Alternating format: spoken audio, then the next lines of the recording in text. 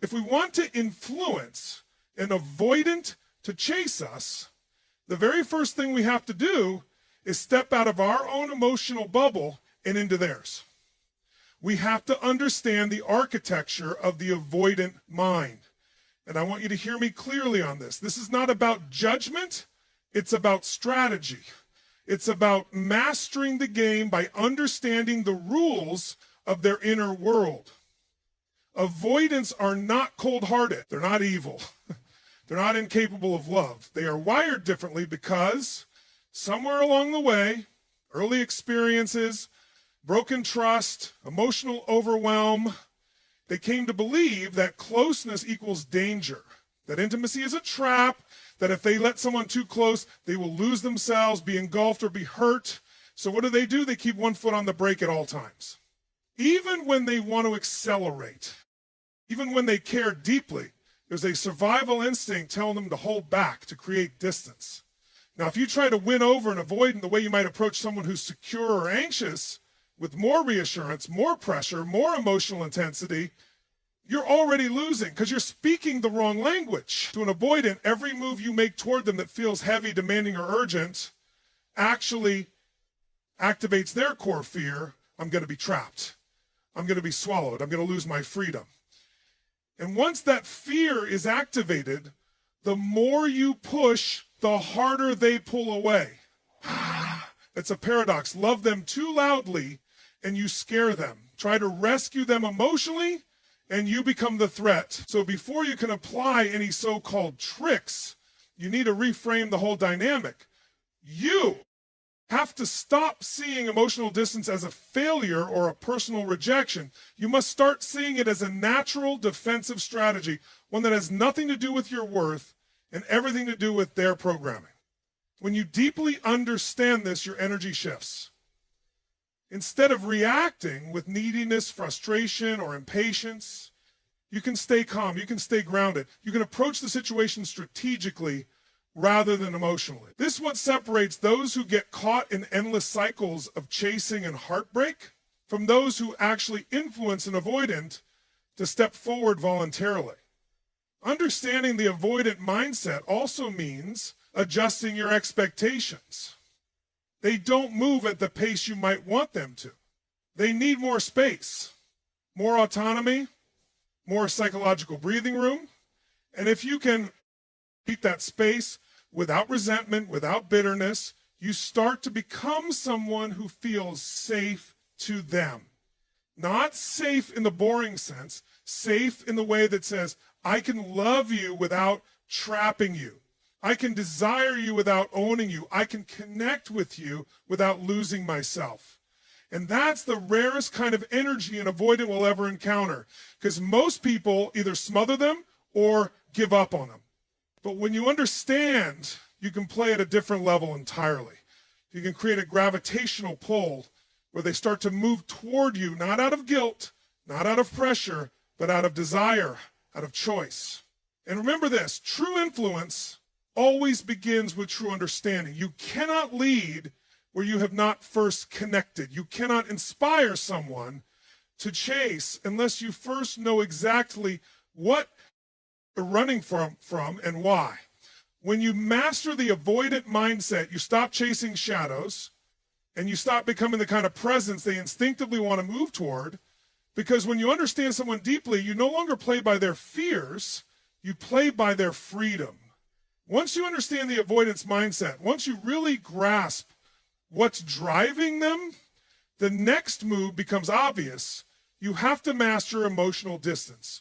And not the fake kind, not the manipulative kind where you pretend to be distant, but are secretly obsessed, checking your phone every 5 minutes, plotting your next move. That's not distance. That's emotional leakage. They can feel that energy a mile away. The power of real emotional distance lies in your ability to embody true emotional independence. It's not about punishing them, not about playing games. It's about shifting the dynamic from pursuer and pursued to equal and equal. It's about reclaiming your center of gravity so that they are drawn to your stability, your wholeness, not your need for validation. Understand something fundamental about avoidance. They don't chase people who chase them. They chase people who choose them. And if you can be that person, you immediately set yourself apart from 99% of the world that reinforces their fears instead of dissolving them. So how do you create that emotional distance authentically? You start by filling your own life so fully that connection with them becomes a bonus, not a necessity. You invest in your passions, your health, your growth. You become deeply engaged in your own story. When you do that, your energy becomes magnetic, not because you're trying to pull them in, but because you are already full and they can feel it. Avoidants are hypersensitive to emotional pressure. They feel it even when you say nothing. Even when you act cool, if underneath you're desperate for connection, it leaks out through your tone, your timing, your texts. They pick up on it and instinctively retreat. But when you're genuinely rooted in your own life, your communications feel different. You can send a text and then let it go. You can spend time together and not spiral if you don't hear from them for a few days. You can exist without making them the center of your universe. And here's the paradox. The more emotionally independent you become, the more attractive you become, not just to avoidance, but to everyone. Emotional independence is sexy. It signals strength, depth, mystery. It makes someone wonder, who is this person that doesn't crumble without me? Who is this person that's not trying to pull me closer, not trying to control me, not trying to rescue me? You stop being another source of pressure. You start being a source of freedom.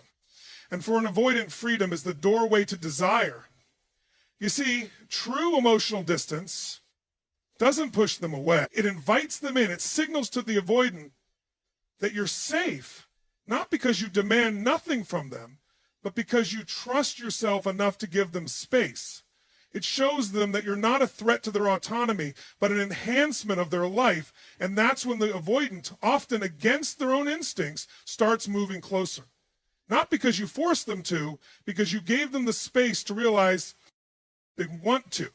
This is the deep psychology of attraction at play. It's not surface level tactics. It's not gimmicks. It's about who you are being at the core.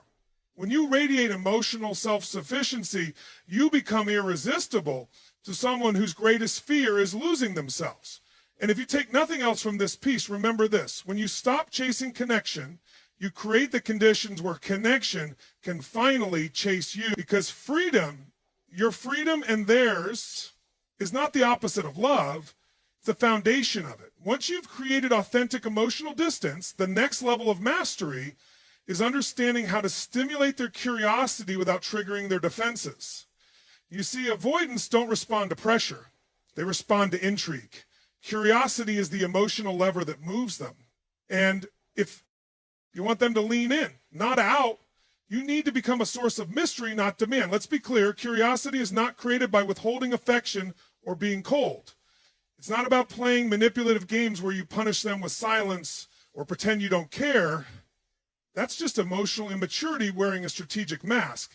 And it backfires every time. Real curiosity is sparked when you create emotional contrast, when you show different, unexpected facets of yourself that make them think, there's more here than I thought. You have to disrupt their expectations in small, consistent ways. If they expect you to always be available, sometimes you're not. If they expect you to always initiate, sometimes you don't. If they expect you to be emotionally predictable, you show new depth, new sides of your personality. Ambition, humor, creativity, purpose. Avoidants are constantly scanning for signs of entrapment. But when you become unpredictable in a life-affirming way, you stop fitting the mold of someone who will trap me. You become someone they can't quite figure out. And that stirs their desire far more than any direct pursuit ever could. It's like this. Predictable attention breeds comfort, but unpredictable depth breeds attraction. And the goal is not just to comfort them, it's to engage their mind and spirit at a deeper level. This is where you have to start thinking like a strategist, not a supplicant. Every interaction is either reinforcing their fear or challenging it in a way that feels exciting rather than threatening. Most people show all their cards too fast. They try to prove they're a good partner. They over-explain, over-commit, overextend, and it bores the avoidant. Worse, it suffocates them. But when you reveal yourself slowly, when you let them see your depth over time rather than handing it over in a desperate bid for approval, you activate the part of them that wants to explore, to pursue, to discover. You become a puzzle, not a problem. And this is powerful because avoidants, at their core, still want connection. They crave it, but only if it feels like freedom, only if it feels like a journey they choose to embark on, not one they're being forced into. So don't rush the process. Don't try to shortcut it. Play the long game. Let them wonder where you are sometimes. Let them imagine what you're doing, who you're becoming, what kind of adventure you're on without them. Let them feel a little bit of that tension, not too much, but just enough so that their mind starts reaching for you when you're not around. When you master this, you stop chasing attention and you start commanding attraction. You move from needing to be seen to being impossible to ignore. And never forget, what we chase runs from us. What we invite with mystery and depth walks toward us freely. If you want an avoidant to chase you, don't demand their attention. Awaken their curiosity. Because in the dance of human connection, it's the unanswered questions, not the obvious answers, that pull us closest. Now, once you've stirred their curiosity, you're in a powerful position. But here's where most people blow it. They either get so excited by the avoidance small advances that they overinvest too soon, or they get frustrated when the avoidant doesn't move fast enough and push harder. Either way, they break the delicate tension that was building. They smother the seed before it has a chance to grow. The antidote? Mirror their energy first, and then ever so slightly withdraw. This sounds simple, but it's profound. See, the avoidant is hypersensitive to anything that feels emotionally overwhelming. If you rush ahead, if you accelerate faster than they're comfortable with, you trigger their defenses and they retreat. But if you meet them exactly where they are, not ahead of them, not behind them, you create psychological safety. You're speaking their language. You're saying without words, I see you. I'm not here to consume you. I'm not here to force you. I'm here to meet you exactly where you are. And once that safety is felt, then, and only then, you withdraw just slightly.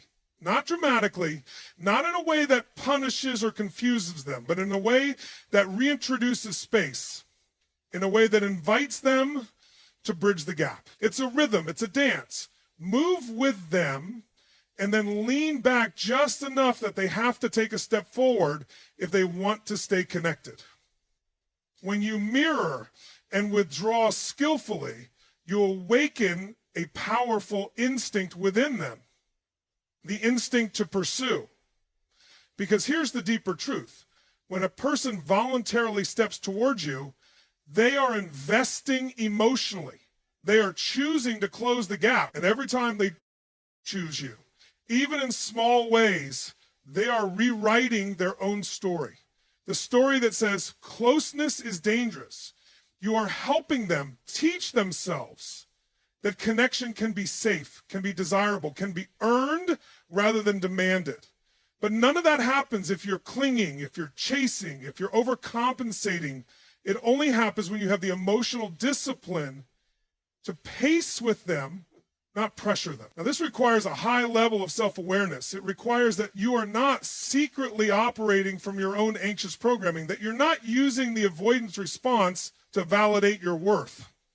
You must already be standing firmly in your own value. You must already know that their movement towards you is a bonus, not a lifeline. When you master this, you stop reacting to their fear, you start guiding the interaction subtly, powerfully, and toward trust, attraction, and real intimacy. And let's be real, this takes patience. It's not flashy, it's not immediate, it's not dopamine drone the way chasing is, but it's real. And it's sustainable. mirroring their energy and then gently withdrawing is not a trick to make them love you. It's a way of respecting the organic growth of connection. It's the art of pacing intimacy at the speed of trust, not at the speed of your need. And when you get this right, something incredible happens. The avoiding stops feeling like they have to protect themselves from you and starts protecting the connection with you. Because when you stop charging ahead, you allow them to catch up. And sometimes the greatest act of leadership in love is knowing exactly when to take a step back so that the right person can take a step forward. By now you can see building connection with an avoidant isn't about chasing harder, loving louder, or forcing closeness. It's about subtle influence.